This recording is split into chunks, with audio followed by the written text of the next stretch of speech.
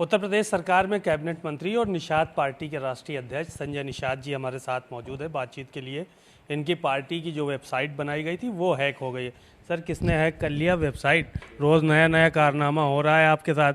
कभी कोई टोपी पहनाता है आपके कार्यकर्ताओं को, कभी जो है ये हैक हुआ जा रहा है ये मामला।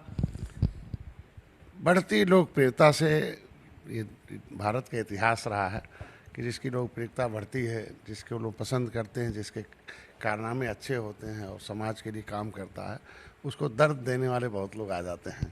तो उसी में एक आध कोई होगा सिरफिरा जिसने काम किया होगा।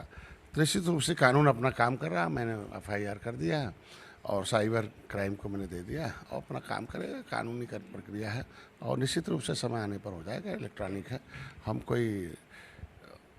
इससे एक सीख मिलती है कि हम लोग आगे बढ़ रहे हैं, लोगों को कोई दिक्कत हो रही है। एक सवाल ये था कि आप इतने दिनों तक दिल्ली में रहे, इंडिया गठबंधन अपना काम कर रहा है, एनडीए गठबंधन अपना काम कर रहा है, सीटों को लेकर कुछ बातचीत आगे बढ़ी क्या? किसी दल से अभी भारतीय जनता पार्टी से कोई बात आगे बढ़ी कि कैसे जो है वो 2024 का चुनाव लड़ना है? देखिए, हम तो बार बार कहते हैं कि त्रेता में भगवान राम निषाद राज को जो गले लगाए थे वो सीट के लिए नहीं, जीत के लिए थे। और जीत उस समय दिया था त्रेता में, और जब से मैं आया हूं तब से भारतीय जनता पार्टी को जीत दे रहा हूं। 2019, 2022, 2023, 2024 भी जीत दूंगा। उसके बदले भारतीय जनता पार्टी बड़ा भाई है और हमें सम्मान अच्छा देती है। 2000 आपने देखा होगा कि 2022 2019 में एक सीट मिली थी। 2022 में हमें 15 सीट मिली, जिसमें हम 11 जीते। तो निश्चित रूप से सीटें मिलेंगी भी और जीत मिलेगी। निषाद पार्टी के भोजन भरी थाली दिन। और राज्यों में जो चुनाव हो रहे हैं, जैसे हम छत्तीसगढ़ है, आपका मध्य प्रदेश है, राजस्थान है, इन जिलों में मैं गया था। अभी छत्तीसगढ़ गया था, मध्य प्रदेश भी गया था, राजस्थान में। तो मैं वहाँ अपने संदेश को जो राष्ट्रीय महासचिव हमारे बंसल जी, हमने बोल दिया और लोगों से बोला कि, और हमने राष्ट्रीय अध्यक्ष से भी बोल दिया कि उसमें कुछ निषादों को भी, निषाद पार्टी को भी अगर अवसर मिले तो हम उसको आसानी से जीत में दर्ज कर लेंगे। राजस्थान में भी अच्छी खासी आबादी है। वहाँ हमारे कीर, किरात, मेहरा लिखते हैं, कश्यप लिखते हैं, धीवर लिखते हैं और केवट मल्ला भी लिखते हैं। तो ऐसे लोगों का बड़ा सम्मेलन था। उन लोगों ने कहा भाई हमारी भागीदारी सुनिश्चित हो जाए, हम लोग भी अब भारतीय जनता एनडीए के साथ रहेंगे। अब बहुत हो गया कांग्रेस के साथ। और मध्य प्रदेश में भी है और वहाँ भी लोगों ने तमाम माझी, मझवार, गौर तुरैया लिखते हैं। तो ऐसे में और छत्तीसगढ़ में भी है। तो इन तीनों राज्यों में और बिहार का भी अच्छा खासा है। तो ये सब जो क्षेत्र इधर के, झारखंड के जो हिंदी भाषी क्षेत्र, उत्तराखंड, हरियाणा, तो इनमें अच्छी खासी आबादी हमारी और संगठन भी अच्छा है। तो मैंने बात की कि उसमें भी वहाँ भी हमारी निषाद पार्टी को और निषाद पार्टी के कार्यकर्ता को किसी भी तरीके से, चाहे हमारे सिंबल से, चाहे अपने सिंबल से लड़ा कर उन्हें जिता गई और वकील बना के विधानसभा में ले जाइए। आपकी पार्टी में एक मंत्री हैं अनिल राजभर, कल उन्होंने एक बड़ा बयान दिया। राजभर समाज के जो लोग थे उनसे उन्होंने सीधे संवाद करते हुए कहा कि किसी दलाल की ज़रूरत नहीं है प्रधानमंत्री और अमित शाह गृह मंत्री तक पहुंचने के लिए, क्योंकि भारतीय जनता पार्टी में सीधा सिस्टम है। तो ओम प्रकाश राजभर जी काफ़ी इससे आहत रहे बयान से। अब आपके गठबंधन के साथी हैं, आप ही लोग जो है वो कुछ इस तरह से कह देते हैं, वो दुखी हो जाते हैं बेचारे रोज़ाना। मैं एक दल का लीडर हूँ और जिसका दल होता है उसका बल होता है, उसके समस्याओं का हल होता है। तो आप समस्याओं के हल के लिए हम लोग दल बनाए और दल में हैं। अब अनिल भाई का बयान अब क्या किस रूप में दिया होगा उसके बारे में वही बता सकते हैं। लेकिन भैया एक दल के नेता हैं और हमें उन्हें आहत नहीं होना चाहिए और दल का काम करना चाहिए, अपने हिसाब से मर्यादित होकर आगे बढ़ना चाहिए। और मोदी जी और योगी जी और अमित शाह जी को भी धन्यवाद दूंगा कि वो सीधे जो है किसी भी समुदाय का व्यक्ति हो और व्यक्तित्व तो अच्छा है तो निश्चित रूप से उसे समय देते हैं और उस पर काम करते हैं। मर्यादित होने की बात बार बार क्यों करते हैं भैया के बारे में, अपने ओम प्रकाश राजभर के बारे में? क्यों मर्यादित होके आगे बढ़ें, मर्यादित होके आगे बढ़ें? कहीं पे अमर्यादित रहे हैं वो क्या? कहीं न कहीं ऐसे आ ही जाते हैं जो राजनीति में जो कंट्राडिक्टिव जो बयान होते हैं उस पर निश्चित रूप से टीआरपी तो बढ़ जाती है थोड़ी देर के लिए। लोग उसे देखने में पसंद करते हैं, लेकिन उसका स्वरूप पसंद करने का दूसरा होता है। एक निषाद राज वंशज हैं हम लोग। भगवान राम और त्रेता में हम लोग गले मिले थे। तो एक तरीके से हम लोग अगर राजा थे तो राजपाट और राज की भाषा हम लोगों की निकलनी चाहिए।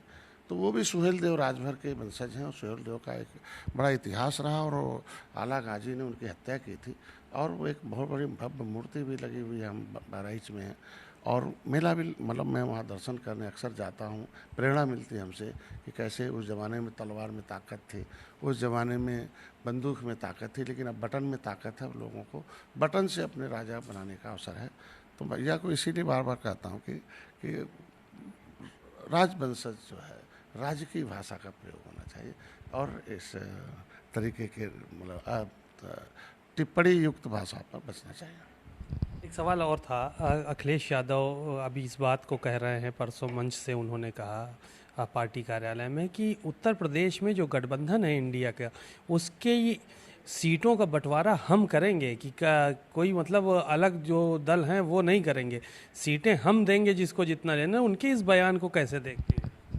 किसी बारात का निर्णय बाराती का जो दूल्हा होता वो लेता है। अब इंडिया का दूल्हा कौन है यही नहीं तय अभी।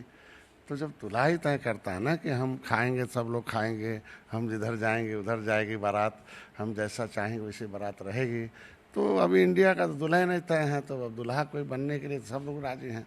तो अभी तो तय कर लें कि उसका दूल्हा कौन होगा, कौन नेतृत्व करेगा। यहाँ तो इंडिया, हम लोग एनडीए में है, एनडीए में 39 पार्टियों ने तय कर रखा कि हम लोग मोदी जी के नेतृत्व में चुनाव लड़ेंगे और 39 पार्टियों के जो मुद्दे हैं वो भी समय समय पर हल होंगे और राष्ट्रवाद और विकास के लिए हम लोग 330 पार एनडीए की सरकार का हम लोग समर्थन करते हैं। अखिलेश यादव कह रहे हैं कि हमारे पास बहुत सारे चेहरे हैं, हम तो दूल्हा किसी को भी बना देंगे, उसमें कोई बात ही नहीं है। हमारे पास एक चेहरे नहीं है, कई चेहरे हैं, मौका आने दीजिए, दूल्हा भी बना देंगे। आप देख ही रहे होंगे 2019, 2014 से 2017, 2019, 2022 लगातार जो है भाई, मैं तो उनको बार बार ही कहता हूँ ना कि माननीय मुलायम सिंह थे तो अखाड़े के पहलवान होते थे, और जब हैं नहीं अखाड़े के पहलवान तो अखाड़े के पहलवान नहीं रहेंगे तो किस पहलवान के भरोसे जो है दूल्हा बनाएंगे। हम तो ये कहेंगे ना, फिर अखाड़ा शुरू करें और उसमें लोगों को अखाड़े के पहलवान बनाना शुरू करें, फिर दूल्हा तय करें। अभी एक प्रेस कॉन्फ्रेंस चल रही है, सुप्रिया श्रीनेत की, कांग्रेस की बड़ी नेता हैं, उनका बयान आया है कि जो महिला आरक्षण हुआ है ये सिर्फ झुंझुना महज है, ना इसको तो लागू किया गया, और जो पिछड़ों की, दलितों की महिलाओं को आरक्षण मिलना चाहिए था वो मिला नहीं, अल्पसंख्यकों की महिलाओं को आरक्षण मिला नहीं, ये झुंझुना थमा दिया गया। 2029 में लागू हो, 31 में लागू हो, अभी इसका कुछ पता नहीं है। बस सरकार ने चुनावी इसको झुंझुना थमा दिया जनता के नाम। कुछ भी बयान करें, लेकिन 70 साल में पहली बार है कि जिस माँ को हम लोग पूछते थे, जिन माँ के कोख से पैदा हुए थे, जिस माँ बहन बेटियों को हम लोग, जिनके आधार पर इस आधी आबादी है, उसको पहली बार है कि कानूनी जामा पहनाने का। भारत में संविधान में बहुत मौका है कि सरकार बनाए, आए, ताकत में आए। बयानबाजी से बेहतर है कि उसमें सदन में पहुँचे सड़क से और अपने मुताबिक कानून बनाए। दूसरे के ऊपर दोषी देने से पहले है कि हम खुद उस लायक बने। मोदी लायक थे, आज आरक्षण बिल पेश कर दिया और सारे दल समर्थन किए हैं। संभवतः कोई दल बाकी नहीं होगा जिसने उसका विरोध किया होगा। तो आज सभी दल अगर सहमत हैं तो इसका मतलब बिना दल वाले नेता का कौन सा बयान है। अपने दल के नेता के ऊपर, किसी दल में अगर वो नेता है तब तो दल ने समर्थन किया है, इसके मतलब आप अपने दल के नेता के विरोध में। अगर दल में नहीं है तो दल में रहने वाले की कोई आवाज़ नहीं होती राजनीति में। रमेश बिधुड़ी को क्या कहेंगे आप?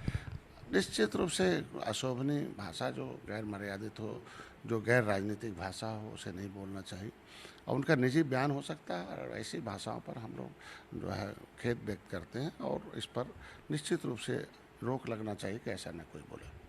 बातचीत के लिए शुक्रिया। संजय निषाद जी ने बहुत ही बेबाकी से अपनी बातें रखी और साफ तौर पर कहा कि जो इंडिया गठबंधन है वो कहीं ना कहीं बिन दूल्हे की बारात है और वहाँ पर निर्णय लेने वाला कोई नहीं है।